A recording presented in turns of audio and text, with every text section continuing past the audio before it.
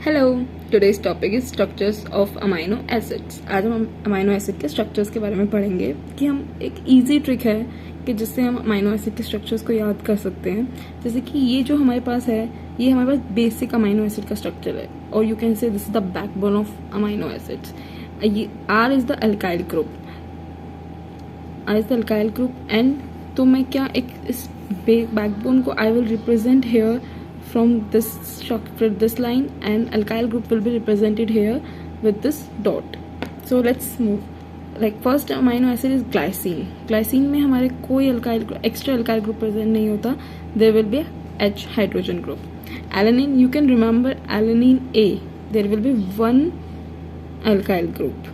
Valine V. There will be a V structure.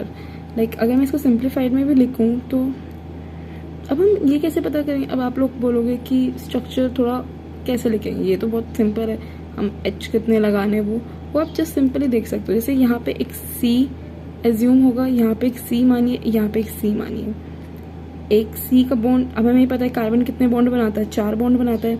इसका एक bond यहाँ पे बन चुका है, एक बॉन्ड यहाँ पे बन चुका है, एक बॉन्ड यहाँ पे बन चुका है। दैट मीन्स यहाँ पे कितना हाइड्रोजन होगा, एक हाइड्रोजन होगा। ये ये सिर्फ एक जगह बॉन्ड बना रहा है, यहाँ पे 3 हाइड्रोजन होंगे और यहाँ पे ये किसी से नहीं बना रहा, तो यहाँ पे 3 हाइड्रोजन बॉन्ड इसके जाएंगे, एक ये हो गई इनकी कंप्लीट। तो हम इनको ऐसे याद कर सकते हैं। देन हमारे पास आता है ल्यूसीन। ल्यूसीन हम एल लिख सकते हैं इसको, this is the L. You can just, हमने एल लिखा बस जस्ट उसको थोड़ा सा एक्सटेंड कर दिया, तो दिस इज ल्यूसीन। अब ल्यूसीन और आइसोल्यूसिन हमें पता है ना, आइसोमर्स हमने पढ़े हुए हैं कि आइसोमर्स क्या होते हैं कि रीअरेंजमेंट ही तो होता है स्ट्रक्चर में। तो ये ऐसे था स्ट्रक्चर, यहाँ पे ये हमारा ऐसे हो गया, तो दिस इज आइसोल्यूसिन। देन हमारे पास आता है सीरीन और थ्रियोनिन। थ्रियोनिन और थ्रियोनिन कौन से होते हैं, हमारे hydroxyl group containing amino acids होते हैं। अब देखो, आप जैसे कि अब इसको आप याद कर लो, एस टी से याद कर लो। सबसे पहले एस आता है तो उसमें कितना आएगा, 1 अल्काइल ग्रुप आएगा, फिर उसके बाद हाइड्रोक्सिल ग्रुप।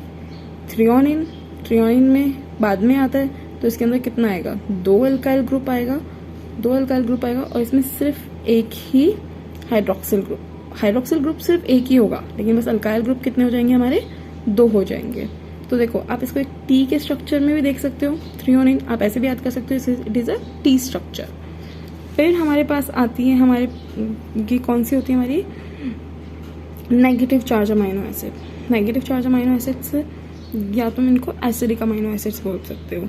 ये क्या है, हमारी एस्पार्टेट एंड ग्लूटामेट। एस्पार्टेट को हम तो शॉर्ट फॉर्म में डी लिखते हैं और ग्लूटामेट को हम क्या लिखते हैं, क्यू।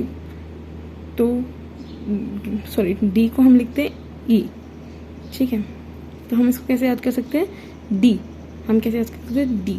तो हमारे पास सबसे पहले एस्पार्टेट आएगा, सबसे पहले एस्पार्टेट आएगा तो इसमें कितना हाइड्रोक्सिल ग्रुप आएगा, इसमें कितना अल्काइल ग्रुप आएगा, एक अल्काइल ग्रुप आएगा। इसमें ग्लूटामेट बाद में आता है तो इसमें कितने अल्काइल ग्रुप आएंगे, 2 आएंगे। अब हमारे पास क्या है, sulphur containing amino acid. Sulphur containing amino acid भी हमारे पास 2 होती है, इसको आप ऐसे याद कर सकते हो, CM।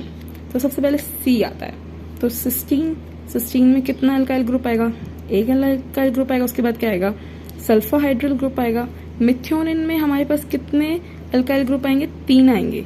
लेकिन हम याद कैसे करेंगे कि इसका जो सल्फर ग्रुप है वो कहाँ आएगा, तो M से मतलब होता है मिडल में, M का मतलब मिडल, तो हमारे यहाँ पे सल्फर ग्रुप कैसे आएगा, मिडल में।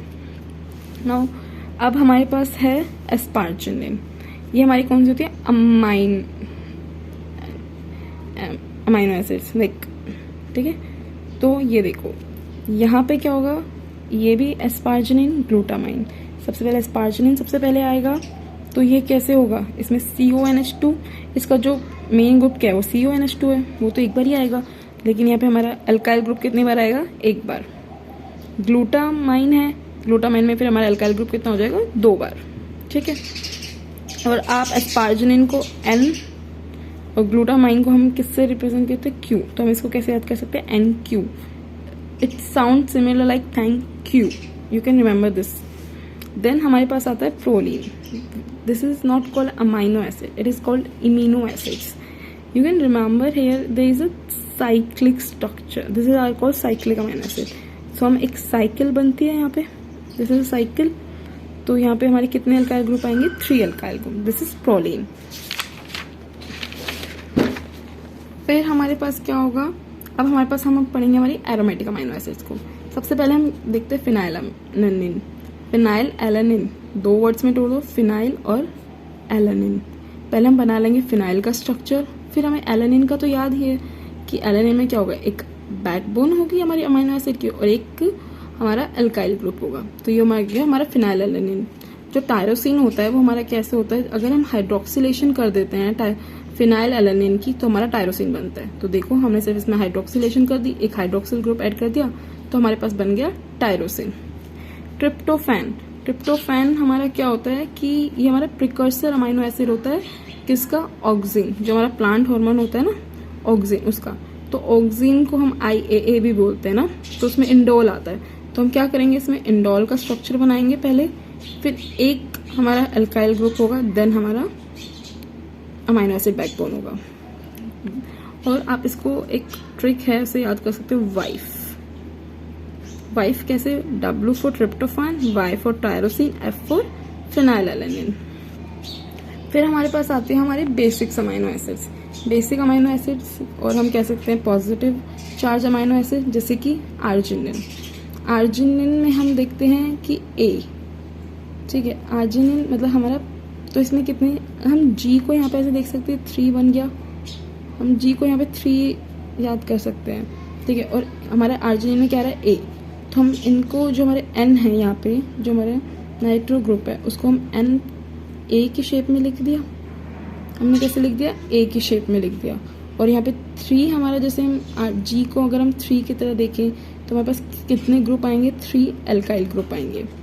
फिर उसके बाद आता है हमारे पास लाइसिन। लाइसिन को अगर हम L को देखें तो क्या ये 4 बनने को तैयार है, लाइसिन बन गया ये, ठीक है। तो हम यहाँ पे क्या देखेंगे, यहाँ पे 4 हमारे अल्काइल ग्रुप आएंगे और NH3 पॉजिटिव लास्ट में एक।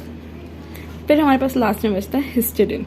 हिस्टिडिन में हमारी जो अमाइनो एसिड होती है, हिस्टिडिन हमारी एक पॉजिटिव चार्ज अमाइनो एसिड होती है। इसमें एक हमारा इमिडाजोल स्ट्रक्चर होता है जो हमारे बेसिकली प्यूरिन में प्रेजेंट होता है, जो 5 मेंबर रिंग प्रेजेंट होता है, ठीक है। तो इसमें जस्ट 1 अल्काइल ग्रुप आएगा। I hope this is clear to you guys. और आर्जिनिन को हम R बोलते हैं और इसको हम लाइसिन को हम K बोलते हैं, तो हम इसको याद रख सकते हैं RK। If there is any query, you can just comment down, and thank you.